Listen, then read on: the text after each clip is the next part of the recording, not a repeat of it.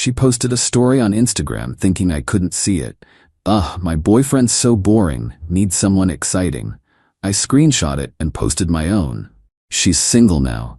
She deleted everything, but the damage was done. I, 28 male, never thought I'd be writing this, but here we are. 3 months ago, I discovered my girlfriend of 4 years was living a double life on Instagram, and what started as a petty screenshot turned into the most calculated dismantling of someone's carefully constructed lies I've ever witnessed. We'd been together since college. Mia was the type who documented everything. Brunch pics, couple selfies, those aesthetic coffee shots. Her main account was this curated perfection. What I didn't know was that she had a second account. A close friend's Instagram, where she apparently shared her real thoughts. The discovery happened by accident. She left her laptop open while showering, and a notification popped up from an account I didn't recognize. @mia.unfiltered. Curiosity got me. I know, privacy and all that, but something felt off. What I found destroyed me. Posty back 2 years. Complaints about how boring I was. Screenshots of conversations with guys from her gym. One post from 3 weeks ago. Ugh, my boyfriend's so boring. Need someone exciting. With a poll asking if she should stay safe or take risks. But here's the kicker. She'd been seeing someone else for 6 months. Some crypto bro named Derek who drove a leased BMW and called everyone fam. There were photos of them together. Date stamps prove she was with him during her girls' trips and work conferences. I sat there, laptop warming my legs, feeling this weird calm wash over me. No rage, no tears, just clarity. I screenshot everything. Every post, every photo, every timestamp. Then I noticed something interesting. Her secret account had 147 followers. All her closest friends, coworkers, even her sister. People who smiled at me at parties. People who knew. That's when I decided I wasn't going to confront her. I wasn't going to yell or cry or beg for explanations. I was going to methodically dismantle the fake life she'd built. First, I created my own Instagram account, @justthetruth_though. Profile pic was a black square. Bio simply read, documentary purposes. I posted her boring boyfriend story with my caption, she's single now. Then I added a few more screenshots, the ones where she bragged about using my Netflix password while at Derek's place. The one where she laughed about me paying for her yoga membership while she went to the gym with him instead. I tagged her main account. Within 10 minutes, my phone exploded. Mia calling. Texts in all caps. What the hell are you doing? Take that down now. We need to talk. I didn't respond. Instead, I posted another screenshot, this one showing her and Derek at a restaurant on Valentine's Day. My caption, I was told she was at her mom's that night. Mom must have gotten a makeover. Her friends started flooding my DMs. Some apologizing, saying they didn't know how to tell me. Others demanding I stop being petty and handle this privately. Shannon, her best friend, wrote, "This is really immature. You're embarrassing her." I replied, "She had 147 people watching her embarrass me for 2 years. I have 12 followers. Do the math." Here's where it gets interesting. Derek, Mr. Crypto Excitement himself, had no idea I existed. Mia had told him she was single, just out of a toxic relationship. So when he saw the posts, when he realized he was the side piece in this story, he lost it. He commented on one of my posts. "Yo, is this real? She said she was single?" I DM'd him, not to fight, just sent him screenshots of her main Instagram, all the couple photos, the anniversary posts, the "I love my boyfriend" captions from just last week. Within an hour, Derek posted his own story. When you find out you're the side dude, with screenshots of their conversations. Mia's carefully separated worlds were colliding. She showed up at my apartment that night, mascara running, hands shaking. But not from sadness, from rage. "You're ruining my life," she screamed through the door. "I'm documenting it," I called back. "Big difference. Open the door. We need to talk like adults."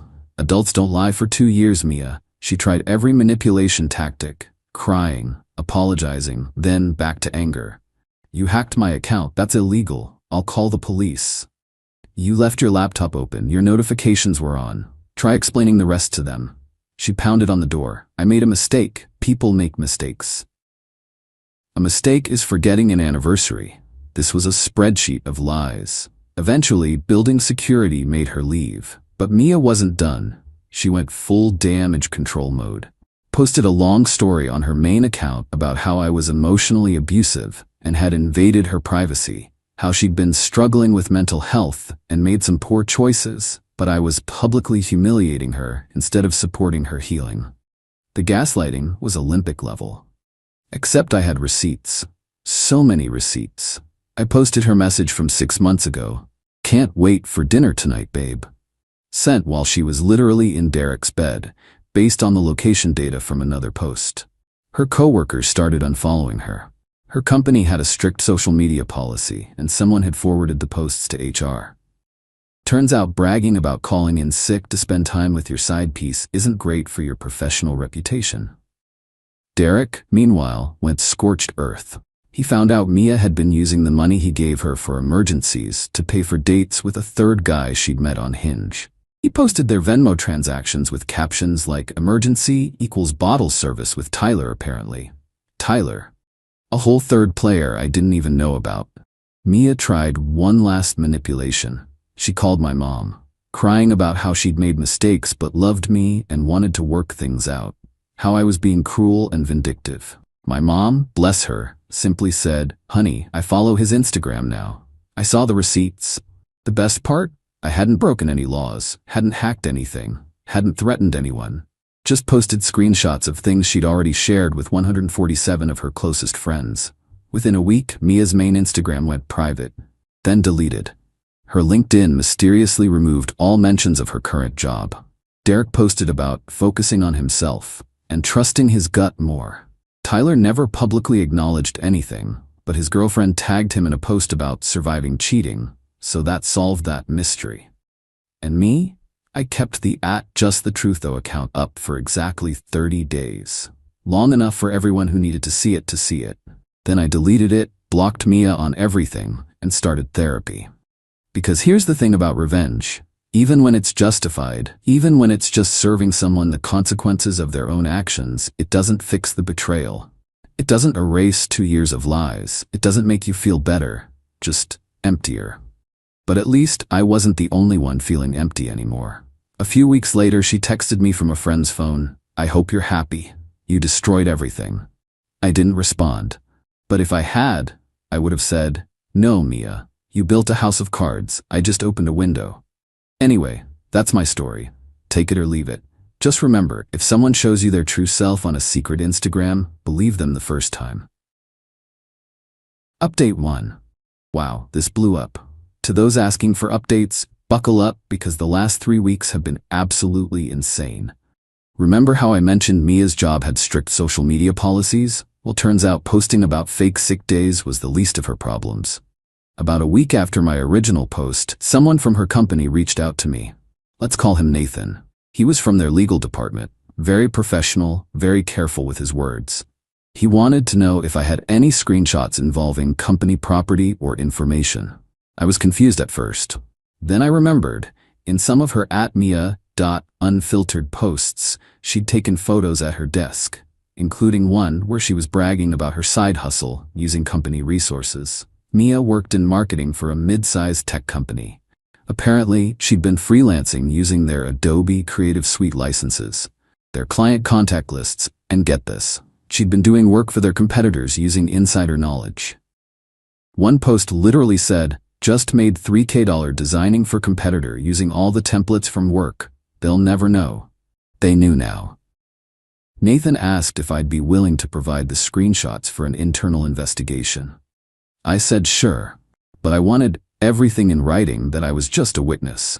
I just forwarded what she'd publicly posted to her 147 friends. Meanwhile, Derek hadn't gone quietly into the night like I thought. Turns out Crypto Bro had receipts of his own. He started posting about how Mia had been borrowing money from him for months. Investments in her business ventures that were actually just shopping sprees and trips with Tyler. He had Venmo receipts totaling almost $15K over 6 months. His captions were savage. Invested in NFTs, invested in a compulsive liar. But here's where it gets really crazy. Tyler's girlfriend Jess reached out to me, not angry, just tired. She said Tyler had done this before, but this was her breaking point. She wanted to compare notes. We met for coffee. Weird experience, bonding with another person who'd been cheated on by someone in this twisted love square. Jess was actually cool, a pediatric nurse who just wanted the truth. She showed me texts between Tyler and Mia. Apparently, Mia had told Tyler she was in an open relationship with me. Tyler, being the class act he was, thought that meant he had a free pass. He'd been telling Jess he was at poker nights when he was with Mia. The messages were damning. Mia coaching Tyler on what to tell Jess. Laughing about how gullible we both were. Planning their next moves like we were NPCs in their personal video game. Jess and I did something that probably seems petty, but felt necessary at the time. We created a shared Google Doc, the timeline of lies. Every date, every excuse, every contradicting story. Cross-referenced with Instagram posts, text timestamps, and credit card statements. The pattern was insane. Mia had scheduled her life like a CEO managing multiple departments. Mondays and Wednesdays with me. Tuesdays and Thursdays with Derek. Weekends split between Tyler and whoever else caught her attention. Her color-coded calendar would have been impressive if it wasn't so psychotic. Then Mia made a crucial mistake.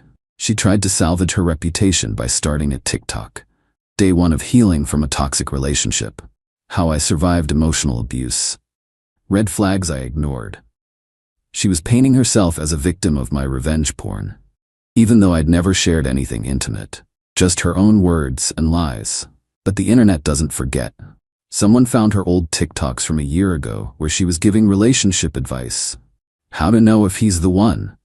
Green flags in my healthy relationship, all while actively cheating. The comments were brutal. Her day 3 of healing video got ratioed so hard she disabled comments. Then she made another mistake. She went on a podcast. Some small relationship advice podcast where she knew the host. For 45 minutes, she spun this narrative about how she'd been trapped in an emotionally unavailable relationship and how she'd made mistakes, but was growing from the experience. The host, who clearly hadn't done her research, was eating it up. Until the live chat started flooding with links to the receipts. The host's face journey from sympathetic to horrified was something to behold. Mia, these screenshots, are these real? That's taken out of context. It says here you were with 3 different people? The relationship was complicated. But you just said you were trapped? The podcast episode was deleted within 2 hours. But the internet had already preserved it. Someone even made a supercut of every contradiction she made in those 45 minutes. Derek, meanwhile, had lawyered up. He wanted his money back. In her desperation to keep him around, Mia had signed actual loan agreements for some of the money. Legally binding documents that she probably thought were romantic at the time. So by the end of that month, she was facing a formal investigation from her company for misuse of assets and IP. The beginnings of a civil lawsuit from Derek for $15. Complete social exile from her friend group. Being professionally blacklisted in her industry. And that's when she played her final card. She showed up at my work. Security called me down to the lobby. There she was. Looking rough, hair unwashed, designer bags replaced with a canvas tote, that perfectly curated image completely shattered. Can we talk, please? I agreed, but only in the lobby with security present. She broke down, not the manipulative tears from before, actual, ugly crying. She admitted everything. The cheating, the lies, the way she'd turned it into a game. How it started small and snowballed. How she got addicted to the thrill of juggling multiple lives. I need help, she said. I'm sick. I must be sick to do this. Maybe she was. Maybe it was some compulsive behavior, but that didn't erase the damage. Get help then, I told her. But not from me. She asked if I could call off Derek's lawyers, if I could tell her company I'd been mistaken, if we could move past this. The audacity was almost impressive. Mia, I didn't do anything but expose what you were already doing. These are your consequences. She left after that. Last I heard, she'd moved back with her parents in another state. Her LinkedIn still exists but shows no current employment. And me? Still in therapy. Still processing. Still getting random DMs from people finding the old screenshots and wanting to know what happened next. The funny thing is, I ran into Shannon, Mia's best friend, at a bar a couple of months back. After a few drinks, she admitted they all knew Mia was toxic. They'd watched her do this to 2 other guys before me. Mia was the charismatic center of their group, and nobody wanted to be on her bad side. She said they just didn't want to get involved. 147 people watched someone destroy multiple lives for entertainment, and no one said anything. That's almost worse than the cheating itself. Update 2. It's been 6 months since everything exploded, and I genuinely thought this story was over. I was wrong. About a month ago, I got a LinkedIn notification that made my blood run cold. Mia viewed your profile. Then another notification. Mia started following you. Then a message request. Against my better judgment, I read it. Professional tone, like nothing had happened. She was reaching out about an exciting opportunity at a startup. They needed someone with my exact skill set. Could we put the past behind us and discuss a potential role? I did some digging. The startup was real. A marketing tech company with decent funding. The CEO? A guy named Marcus who, according to his Instagram, had been dating someone new for about 2 months.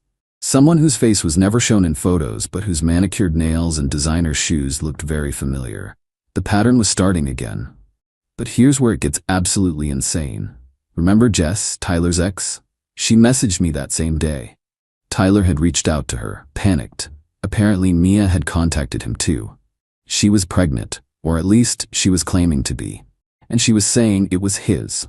Now, the timeline was suspicious. She would have gotten pregnant right around the time everything blew up, when she was juggling all 3 of us. Which meant, yeah, it could be any of ours, or none of ours. Tyler was freaking out. He'd just gotten his life back together, had a new job, was seeing a therapist. Now this. Derek had gone radio silent. His Instagram went private. But his best friend reached out to me, saying Derek had received the same news. Mia was telling each of us, individually, that we were the father.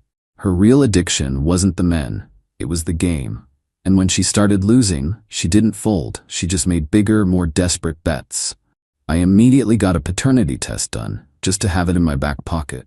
I was clean, but that didn't solve the core problem. Then Mia made her next move. She sent all 3 of us an email from a lawyer, a real lawyer this time. She was seeking financial support for prenatal care and emotional distress, and was willing to do paternity tests after the birth. In the meantime, she was suggesting we could handle this privately, if we were reasonable. Derek's response was immediate and brutal.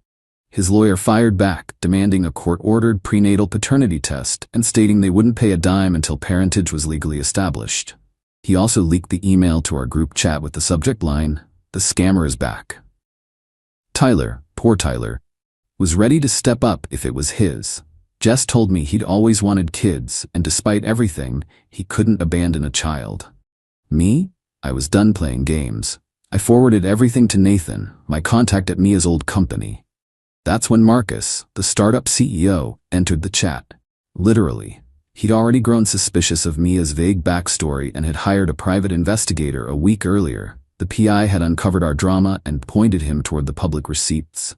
So when Mia gave him her phone to order food, he wasn't just scrolling randomly, he was looking for confirmation. He found our group messages. He called me directly. The conversation was surreal. "Bro, I need to know, is any of what I'm reading real?" I sent him the Google Doc Jess and I had made. All the evidence. All the timelines. His breathing got heavier as he scrolled. "She told me you were her abusive ex who was stalking her," he said. "She said Derek was a family friend who'd taken advantage of her. Tyler was supposedly a coworker who'd harassed her. We were all villains in her new narrative, and Marcus, successful startup founder, was her latest target." The PI had found more than just our drama. Mia had a pattern going back to college. She'd even pulled the pregnancy scare before, disappearing once she'd gotten enough support money. Marcus dumped her that night, but not before getting his own screenshots. Turns out she'd been using his company's demo accounts to run her own consulting business. Again. Corporate espionage, round 2. The startup's legal team got involved. Between them, Derek's civil suit, and her old company still building their case, Mia was looking at a future buried in legal fees and depositions. Then came the final twist. There was no pregnancy. Jess figured it out first. In one of Mia's new private Instagram stories, she couldn't help herself. She was at a wine tasting. Full glasses, not just posing. The metadata showed it was from the previous weekend. When confronted via her lawyer, the story changed. She'd tragically miscarried due to the stress we'd all caused her. But she'd never mentioned a miscarriage in her legal demands, just kept the pressure on for money. That was the final straw. The false claim of pregnancy to extort money was mail-in wire fraud. Last I heard, Mia is under active investigation for multiple claims of fraud and corporate espionage. Her parents have hired good lawyers, but the evidence is overwhelming. Derek is still in a protracted legal battle to get his money back, but his lawyer is confident. Marcus's company is pursuing charges aggressively. Tyler, surprisingly, just wanted to move on and be done with her. And me? I'm writing this from a coffee shop in a new city. I transferred offices, partly for a fresh start, partly because I needed distance from this insanity. Therapy helped, but location helped more. I still get messages about the story. Someone even wanted to buy the rights for a podcast series. I declined. This isn't entertainment, it's a cautionary tale about what happens when we ignore red flags, when 147 people stay silent, when manipulation meets social media. Mia's story became infamous in our city, a warning tale shared in whispers at bars and on dating apps. Don't pull a Mia became local slang for elaborate deception. The wildest part? Just last week, I matched with someone on a dating app. Her first message, "Just so you know, I only have one Instagram account and I'm terrible at keeping secrets." I laughed for the first time in months. Maybe there's hope after all. But I still screenshot everything. Trust, but verify, right? To those saying I went too far with my revenge, maybe. But I didn't create her lies. I just refused to keep them secret. Sometimes the best revenge isn't elaborate schemes. It's just letting someone face the consequences of their own actions. And to anyone currently living a double life, juggling multiple relationships, building elaborate deceptions, it's not worth it. The truth always comes out. And when it does, you won't just lose your partners, you'll lose everything. Mia went from having 3 guys who genuinely cared about her to facing a mountain of legal trouble and complete social exile, all because she couldn't stop lying. Don't be Mia. Last edit for those asking, yes, I'm okay now. Therapy works, kids. And no, I don't regret posting those screenshots. Sometimes the truth needs to be louder than the lies.